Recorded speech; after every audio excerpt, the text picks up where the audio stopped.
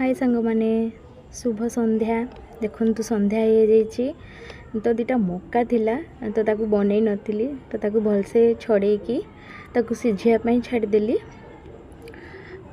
Then सिझी गला परे ताकू आनिकी मु काटी देइथिली, मतलब छुरी रे जेतु गरम थिला तो ताकू काटी देइथिली। देखंतु केमती काटुची, हाथ पूरा पोड़ी जाउची। तापर गोटे बैटरटे तैयारी करथिली, कॉर्नफ्लोर, बेसन, अदा रसुण पेस्ट, कस्तूरी मेथी, कलर फूड कलर टिके, देन लूण और काश्मीरी रेड चिल्ली पाउडर।